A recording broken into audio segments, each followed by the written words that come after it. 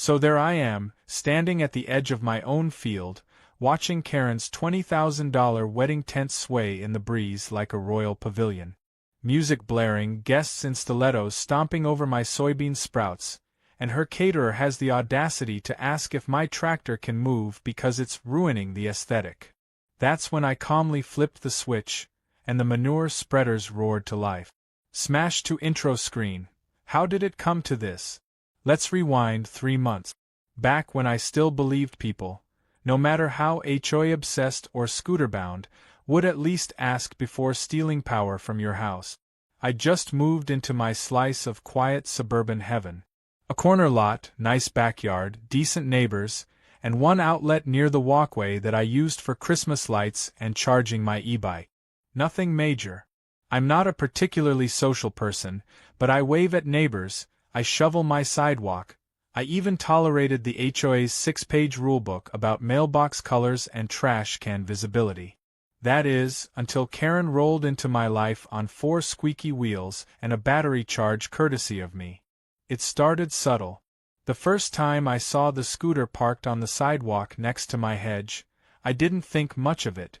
The cord from my outlet draped into the bushes like a lazy vine. I assumed maybe someone plugged in for a quick charge and forgot to unplug. The neighborhood had kids, right? Maybe someone's parent needed a boost.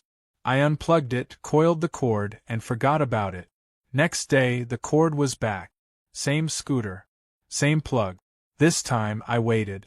About an hour later, Karen trundles around the corner, clutching a tote bag and a tiny dog that looked like it ran on AA batteries. She unplugs her scooter like it's the most normal thing in the world and starts rolling away. So I call out, casual as I can, "Hey there, just wondering, did you ask someone before plugging in?" She stops, looks at me like I just accused her of stealing a baby. "I didn't think I had to," she replies, chipper and condescending all at once. "It's just a little juice, hon. That outlet's by the sidewalk. Technically it's public-facing." I blink. I mean, I'd read the HOA rules twice. Nowhere did it say anything about outlets being public-facing. It's still my wall, my wiring, my electric bill. But Karen shrugs, flashes me a polite but not really smile, and rolls off. That should have been the end of it. Except it wasn't, because it kept happening. Every day, like clockwork, that scooter showed up. Sometimes twice a day. I even caught her plugging in while I was home. She'd wave cheerfully, like we were roommates sharing utilities. My electric bill nudged higher. My breaker tripped twice. I sent a message to the HOA. Their response? If the outlet is not visibly marked private or physically secured, it may be perceived as accessible. Not even a warning to Karen. No fine. No mediation. Just a vague suggestion that I install a locked cover if it bothered me. That's when I knew I was on my own. I started logging everything. Every time the scooter showed up, I wrote down the date and time. I took photos. Installed a motion-sensitive camera pointed at the outlet. My inner introvert was screaming, but the part of me that hates freeloaders was wide awake and compiling a petty little file folder of evidence. But I wasn't ready to play offense yet. Not until the sprinkler incident. See, I'd set my sprinklers on a timer. Nothing fancy, just a light mist in the early morning and a short burst in the evening to keep the front lawn from looking like scorched earth. One morning, I step out and notice my hedge looks carved. Like someone shoved a scooter straight through it. The grass? Rutted. The sprinkler head? Snapped off. And wouldn't you know it, Karen's scooter had a fresh mud streak and a bit of leaf stuck in the wheel well. When I confronted her, she brushed it off. "Oh, I thought it was dead grass. It didn't look like it was doing anything. You should really water more, you know. That head's been sticking up dangerously." I stared at her. I could feel my eye twitch. She hit me with that smile again, the kind that says, "I get away with everything and you can't do a thing." She wasn't just taking power now. She was wrecking my property and daring me to complain. That night, I called my buddy Vince, who's a licensed electrician and my personal go-to when things need fixing without a full Home Depot disaster. I told him the situation, half expecting him to say, "Dude, just get a locked box." But Vince got this little grin in his voice. Said, "You want legal or you want poetic?" I asked if I could have both. Turns out I could. We spent that Saturday rerouting the outdoor circuit through a separate breaker. Technically still legal, everything was on my side of the property, and no one touched her scooter or wiring. Vince installed a smart plug with usage tracking, a kill switch, and a clever little wiring tweak. Here's the beautiful part. Whenever Karen plugged in, it created a minor surge that tripped only her circuit if the load exceeded a certain point. My house? Fine. Her house? Dark. And the best part, there was zero visible tampering. The trap was set. The first time she plugged in post-wiring, I stood inside, sipping coffee, watching the live feed from the outlet camera on my phone. Scooter rolled up. Plug inserted. 10 seconds later, click. My system detected the pull. A soft hum in the wall. 30 seconds later, her house, across the street, blinks off like someone hit a reset button. Porch light gone. Inside lights? Out. From my window, I could see her waving her arms around in confusion like she was being attacked by invisible bats. Then came the chaos. Karen stormed out, power flickering behind her. Marched to my outlet, stared at it like it had insulted her dog. I watched her unplug, plug again, stomp her foot, mutter something to herself, then roll back inside. 5 minutes later, power back on. 10 minutes later, she tried again. Click. Boom. Out again. And then, because this is Karen we're talking about, she called the police. Yes, she really did. Claimed I was somehow weaponizing my electricity against her. That I'd booby-trapped an outlet to retaliate against a senior citizen with mobility need. The officer who showed up looked like he'd walked into a sitcom. I handed him the footage, the logs, the HOA messages, and even my electrician's certificate of compliance. Karen tried to argue her scooter was disability protected, and therefore could plug in anywhere, but the officer just raised an eyebrow and asked, "Ma'am, do you have permission to use that outlet?" She blinked, then said the phrase that made everything fall beautifully into place. "Well, it's not like he said I couldn't." The officer nodded slowly. "So, no permission." That little sentence unlocked something I'd been waiting for. Because now I had legal grounds. Not just to block access, but to submit a formal complaint for trespassing and theft of service. And since the HOA had sided with her, I decided I wasn't going to take this to the HOA again. I was going to take it to the board president, who just so happened to be returning from medical leave next week. A president who, rumor had it, hated Karen with a passion usually reserved for termites and tax season. And wouldn't you know it, Karen had a big event planned that weekend. Something involving tents, music, and a whole lot of guests. That's when the real fun began. I'll be honest, watching Karen's power cut out the second she plugged into my outlet was one of the most satisfying things I've ever seen. The look of confusion, the moment her lights blinked off like someone had unplugged her whole ego, it was a masterpiece. But that was only the beginning. The real revenge hadn't even started yet.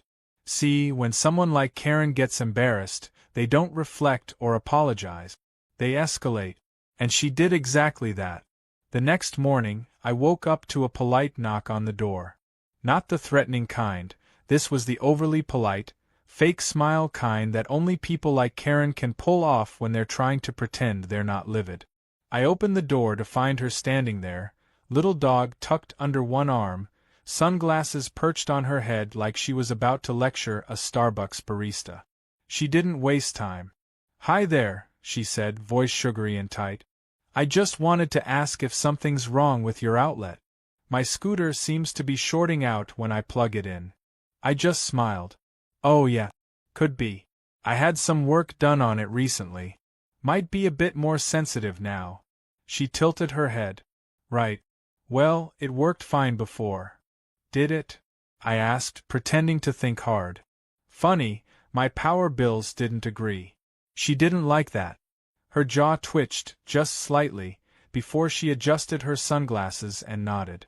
I'll bring it up with the HOA, she said. Please do, I replied. I've got documentation ready. And I did. Full logs of every charge, every power spike, footage with timestamp. Vince even helped me pull usage data from the smart plug to compare baseline current to peak drain when her scooter was plugged in. It wasn't just petty evidence. It was admissible. Which was good because she followed through on her threat, sort of. Later that week, I got a notice from the HOA. Not a violation, but a formal request to attend a discussion meeting regarding accessibility concerns raised by a neighbor. The phrasing was vague, but I could read between the lines. Karen had tried to play the disability card. Again. She wanted to spin it like I was intentionally making her life harder by restricting access to community resources. Which, again, is a fancy way of saying his private power outlet. But she'd made a mistake. She assumed the HOA was still under her control. What she didn't realize was that our actual HOA president, Ellen, was back in town. And Ellen didn't suffer fools. I showed up to the meeting armed with every shred of proof I had. Karen was already there, perched in a folding chair, acting like she was the victim of a hate crime.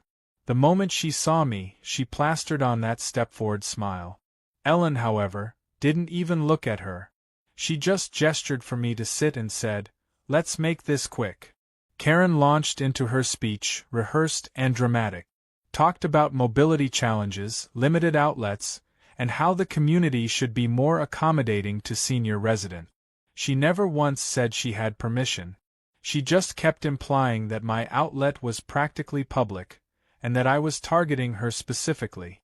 She even brought a letter from her chiropractor, which, no joke, claimed that repeated power outages were contributing to her spinal misalignment. When it was my turn, I didn't raise my voice. I didn't accuse. I just handed over a thumb drive with all the footage, the logs, and the electrician's report. Then I said, "This isn't about mobility. It's about boundaries. She's been using my electricity without permission for over 2 months. She damaged my sprinkler system. The HOA did nothing. So I took precautions, legally, on my own property, and now she's facing the natural consequences." Ellen didn't say much. Just reviewed the footage, nodded occasionally, and finally looked at Karen and said, "You never had permission to use his outlet?" Karen opened her mouth, closed it, then said, "I assumed." "That's a no," Ellen interrupted. And that was the end of that meeting. Karen huffed out, muttering about discrimination. Ellen just turned to me and said, "If she tries it again, let me know. We'll issue a formal violation." I thought it might be over then. I really did. But Karen, being Karen, decided to go bigger. If she couldn't leech power from me quietly, she'd do it loudly. That's when the wedding tent appeared. I came home one afternoon to find a massive white tent pitched across the back half of my field. Not my front yard, not the sidewalk. The literal back edge of my property, where I grew soybeans as a side hobby. Apparently, Karen's niece or goddaughter or whatever was having a rustic chic country wedding, and Karen had told the event company she had access to the perfect open space. Never mind that she didn't ask me. Never mind that she'd driven a dozen metal stakes into my soil and dragged folding chairs through my crop. The cherry on top? Her caterer came over and asked if I could move my park tractor because it clashed with the aesthetic. I didn't even yell. I just smiled, nodded, and excused myself to the shed. Because if Karen thought tripping her power was rude, she clearly hadn't experienced the full glory of what my old John Deere could do with 2 manure spreaders and a perfectly timed ignition. The next morning, just as the string quartet began tuning up, I flipped the switch. Both spreaders kicked into gear, hosing down the edges of the field. Karen came storming over in a sequin dress, yelling about permits and sanitation and how I was ruining everything. I simply pointed to the edge of the property and said, "That line? That's mine. That half with the cow crap? Also mine. The tent was taken down by sundown. The wedding was moved to a nearby park. And Karen? She tried to file a harassment claim. It didn't go anywhere. Ellen told her, flat out, "You trespassed, Karen. You're lucky he didn't press charges. You'd think that would be the end of it. That maybe, finally, she'd learn her lesson. But no. She doubled down. She started asking neighbors for help with rides because her scooter was on the fritz. Spread rumors that I was sabotaging her. Installed a bright pink sign next to my outlet that said, 'Property of Karen or do not tamper.' And then, one night, she tried plugging in again. I was watching the feed when it happened. She'd waited until late, well after dark. Thought maybe I was asleep. The scooter rolled up, she got off, crouched, plugged it in. The moment it connected, a quiet hum buzzed through the wall. I watched the smart plug spike. Then, boom. Her porch light flickered once, and the entire front of her house went dark. And that's when I noticed something new. This time, the power didn't come back. Not after 10 seconds. Not after 5 minutes. Not even after an hour. Karen stumbled out with a flashlight, looking like she'd seen a ghost. And then, from across the street, another neighbor shouted, "Hey Karen! You knocked out your garage again?" She didn't answer. But I already knew. My little wiring tweak had finally pushed her janky, overworked system past the point of no return. And she had no idea what was coming next. The next morning started with a bang. Not a figurative one, a literal one. A loud pop echoed from across the street, followed by a sharp fizzing sound and the faintest wisp of smoke rising from Karen's garage. I was sipping coffee on my porch, as one does when petty justice is unfolding, and I didn't even flinch. She came stumbling out of her house in her usual chaos. Bathrobe half-tied, curlers bouncing, little dog yapping like it had stock in her emotional breakdown. She was squinting up at the side of her garage, pointing and muttering like the building itself had betrayed her. Apparently, the last plug-in session had fried her external breaker. Not enough to cause real danger, just enough to knock out her garage, porch light, and most of her front-facing electrical. Which meant her security cameras were dead, her motion lights were gone, and her garage door was stuck half open like a mechanical yawn. I could see her on the phone pacing in and out of her lawn, arguing with someone. Likely an electrician. When the van finally arrived and the guy poked around for 10 minutes, he stood there with a look I recognized. It was the same one my electrician friend Vince had when he first saw Karen's tangled nest of cords and cheap extenders. A mix of disbelief and mild insult. Eventually, the electrician left, leaving Karen holding a bill and still no power on the front half of her house. Word traveled fast. Within the hour, 2 neighbors messaged me. One with a laughing emoji, the other asking if I'd finally snapped and taken her grid out with a vengeance. I didn't deny or confirm. I just posted a picture of my peacefully glowing porch light with the caption, "Fully charged."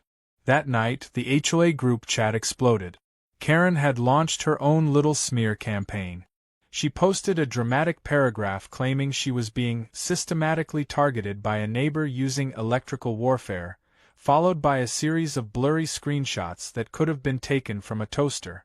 She called it a conspiracy to remove mobility-challenged residents from the community. She threw around words like harassment and ageism like confetti. And of course, she demanded immediate action from the HOA board to address this neighbor's hostile sabotage.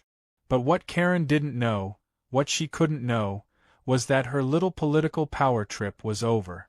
Because Ellen, the real HOA president, was now fully aware of everything. And Ellen didn't just take my side. She decided to make an example out of Karen.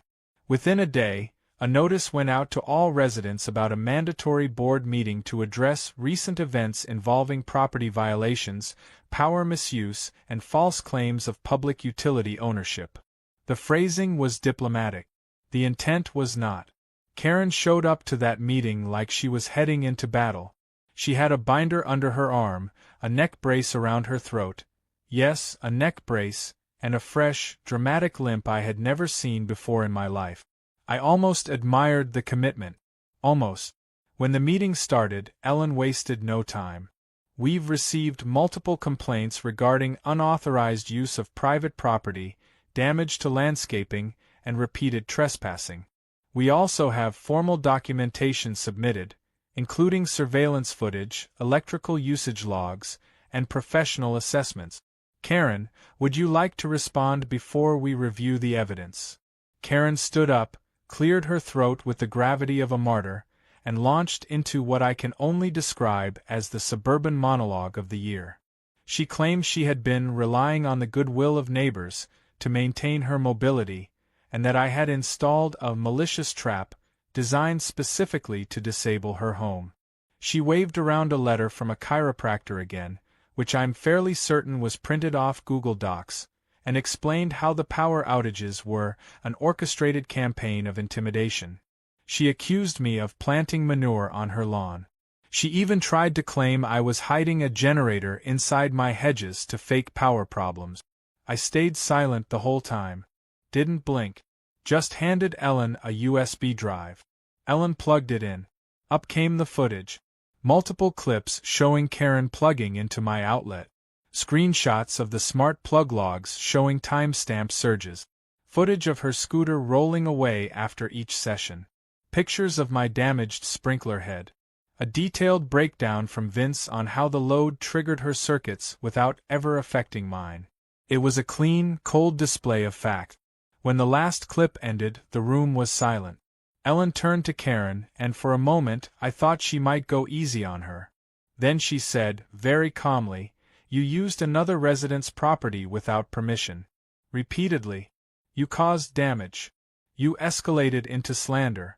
And you misrepresented yourself as a board authority while the president was on leave.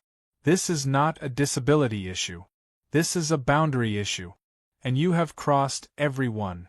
Karen started to sputter, reaching for her binder like there might be a magical rebuttal inside. But Ellen held up a hand. Enough. And that was it. The verdict was delivered before the next coffee break.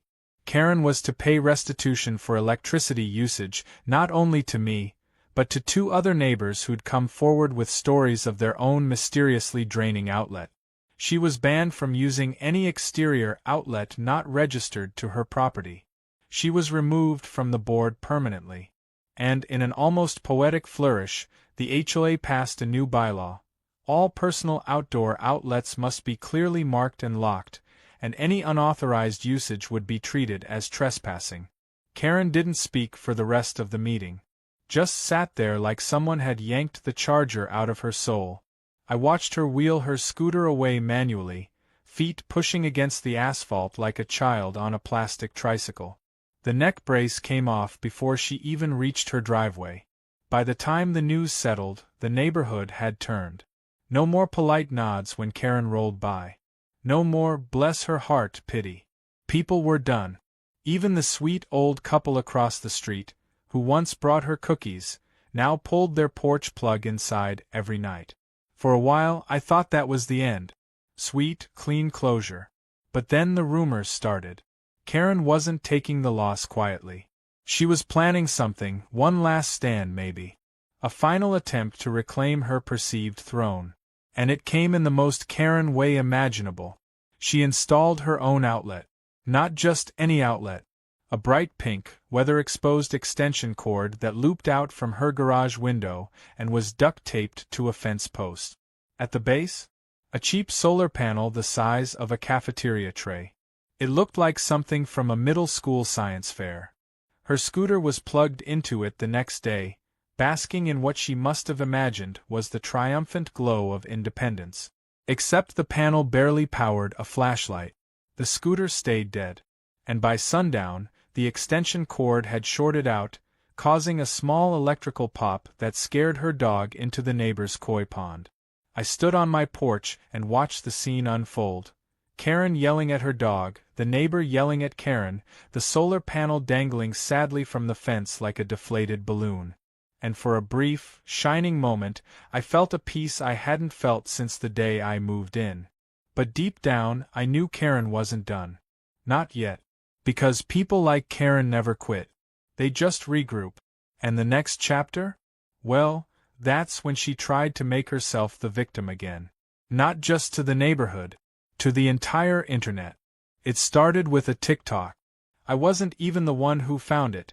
My cousin sent me the link at midnight with nothing but a laughing emoji and the words, "Is this your scooter witch?" I opened the video to see Karen, sitting dramatically in her half-lit garage, neck brace back on, speaking directly into her phone camera with the solemnity of a hostage video. She called herself a disabled senior, a survivor of suburban abuse, and a victim of what she dramatically labeled an intentional energy blockade, enforced by ableist neighbors and corrupt HOA leadership. I watched in stunned silence as she laid out a completely fictional version of events, where I'd allegedly installed a power-trapping device that fried her medical mobility equipment, where the HOA was in on it, and where she'd been left without power for weeks as punishment for standing up for inclusivity. The comments were exactly what you'd expect. Some people bought it. Keyboard warriors who apparently think every person over 60 with a dog and a sob story must be telling the truth. But most of them didn't. They saw through it instantly. A few local users even recognized the neighborhood and started poking holes in her story in real time. One user posted, "Girl, you drove that scooter onto my lawn last year and knocked over my flamingos. Sit down." Another found her property records and commented, "You own 3 vehicles and a hot tub. Stop pretending you live off batteries." I admit I laughed. A lot. But part of me knew this wasn't just another Karen meltdown. This was a last-ditch effort to reverse public opinion, to reclaim her narrative. And unfortunately, it started gaining traction outside our neighborhood. Local news outlets love stories like this. All it takes is the right headline. Elderly woman claims neighbors cut her power in HOA dispute. The kind of thing people click on between weather reports and car dealership ad. And sure enough, a low-tier local channel picked it up. They didn't interview her or visit the neighborhood. They just played clips from her video over generic footage of power lines and neighborhood signs, slapped in some royalty-free sad music, and aired it as filler on the weekend report. No names. No addresses. But everyone around here knew exactly who it was about. I figured it would die out on its own. That the story would fade, people would get bored, and Karen would finally run out of steam. But then she tried to escalate again. This time, by inviting a journalist to her property to film a follow-up. And by journalist, I mean a guy with a YouTube channel, a neckbeard, and a drone license. I spotted them setting up in her front yard on a Saturday afternoon. Karen had a lawn chair thrown, the scooter parked beside her like a loyal steed, and her dog wearing a vest that said Emotional Support Assistant in Comic Sans. I don't think the guy asked a single real question. He just nodded, made concerned noises, and got drone footage of her half-working garage and pink extension cord. She pointed toward my house multiple times, and though she didn't say my name, she called me the aggressor, the energy tyrant, and at one point, the porch-dwelling hacker. Now, I could have ignored all this, let her spiral, but I was tired. Tired of the lies, the theatrics, the non-stop entitlement. So I posted a reply. Not a video, just a screenshot. My power bill, before and after her outlet theft, with a caption that read, "She says she couldn't afford her own power. She stole mine. Every day. Here's proof." It went mildly viral. Not huge, not millions, but enough. Enough for people to start asking questions in her comments. Enough for the guy who posted the original story to quietly delete it. Enough for the drone YouTuber to issue a correction in the form of a pinned comment. It's come to my attention there are conflicting details. I encourage everyone to do their own research. Which is code for, I messed up and I'm backing away slowly. That should have been the final nail. But Karen had one more card to play. She filed a complaint with the city. A real one. Claimed I had installed unlicensed electrical traps designed to cause outages and sabotage elderly residents. It triggered a formal inspection. I got a visit from a city code enforcement officer, clipboard in hand, asking to see the modifications I'd made. I walked him around, explained everything, showed permits, showed receipts, even had Vince write a statement verifying the work was up to code and fully legal. The officer, to his credit, seemed annoyed that he'd even been called out. "She said you rigged it to explode," he muttered, flipping through his checklist. "If I had, don't you think her house would be gone?" I replied. He chuckled. "Check the last box. You're fine. Consider this closed." And that, finally, was the real end. Because Karen didn't just lose the neighborhood. She lost the city's patience. After the false report, she got a warning letter, official city documentation, for filing a frivolous complaint. One more, they said, and she could face a fine. The HOA, of course, issued their own follow-up, barring her from contacting external agencies about neighbors without first submitting internal evidence, which, translated from bureaucratic language, meant, keep your drama inside the fence. Karen tried to play victim a few more times, but the crowd was gone. Her 15 minutes had passed, and the internet had moved on to something newer, shinier, and probably involving cats. The TikTok video was quietly deleted. Her YouTube martyr saga capped out at 700 views and a bunch of downvote. She started walking her dog at night instead of the day. And that scooter? It disappeared completely. I'd like to say I learned a great moral lesson through all of this, that I came out a better person or more understanding of people's flaws. But the truth is, I didn't. What I learned is that some people will take every inch you give them and then claim you owe them a mile. That if you want peace in suburbia, sometimes you need a little war first. That cameras, documentation, and a smart plug can do more than 1,000 arguments ever could. But most importantly, I learned that standing your ground doesn't always mean confrontation. Sometimes it just means flipping the right switch at the right time and letting the circuits and consequences do the talking. A few weeks after everything died down, I had a cookout. Nothing fancy. Just burgers, some music, and a few neighbors I'd barely spoken to before. Turns out, nothing bonds a community quite like collectively surviving a Karen. People came by, asked about the outlet saga, shared their own petty grievances. One guy said Karen once accused his Christmas lights of giving her migraines. Another claimed she reported his bird feeder for being too enthusiastic. We laughed, we grilled, and as the sun set, I looked across the street. Karen's house was dark. Not ominous, just quiet. The way I liked it. No cords stretching across property lines. No scooter humming at the edge of my lawn. Just the gentle flicker of my own porch light, steady and uninterrupted. And that's why I always lock my outlet. And keep the receipts.